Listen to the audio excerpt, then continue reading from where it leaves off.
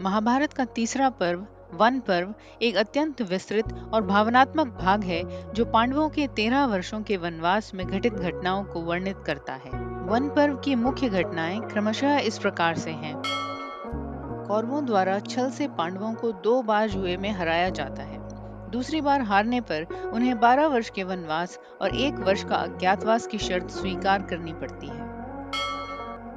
पांडव अपनी पत्नी द्रौपदी के साथ वन में रहते हैं। अनेक ऋषियों और तपस्वियों से उनकी भेंट होती है। युधिष्ठिर धर्म, नीति और कर्म पर उपदेश प्राप्त करते हैं। द्रौपदी वनवास में अपने अपमान की वेदना साझा करती है। बार बार वह भीम और अर्जुन से कौरवों के विरुद्ध युद्ध की प्रेरणा देती है, किंतु युधिष्ठिर शांतिपूर्वक नियमों का पालन करते हैं। भीम वन में राक्षस हिडिंब को मारते हैं।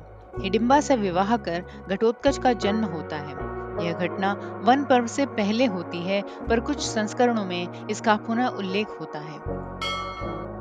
पांडव मार्कंडेय, व्यास, लोमेश, नारद आदि ऋषियों से नीति, धर्म, इतिहास, भविष्य की घटनाओं आदि पर संवाद करते हैं।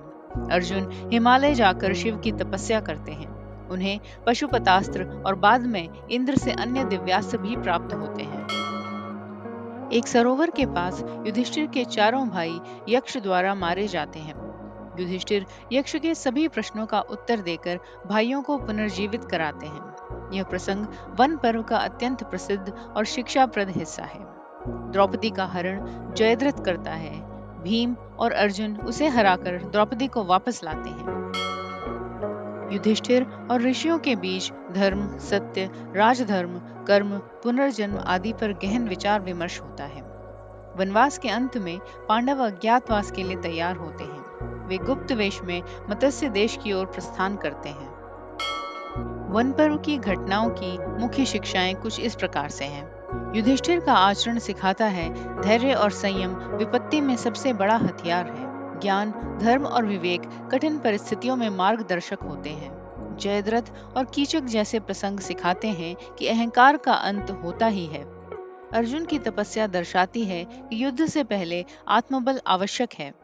द्रौपदी का अपमान दर्शाता है स्त्री की पीड़ा समाज के पतन का कारण बन सकती है। सार स्वरूप वन पर्व केवल वन में बिताए गए वर्षों की कथा ही नहीं है, बल्कि यह एक आध्यात्मिक, नैतिक और मानसिक साधना की यात्रा है।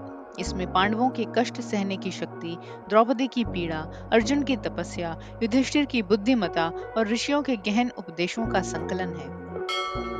आप देख रहे हैं सुनो और सुनते ही रहो। हमारा चैनल पुरातन ग्रंथों को सरल भाषा में आप तक पहुंचाने का एक प्रयास है। कृपया चैनल को सब्सक्राइब कीजिए और हमारे साथ जुड़िए। हम हिंदू धर्म ग्रंथों, साहित्य और इतिहास में से प्रेरणादायक कथाएं आपके लिए लाते रहते हैं।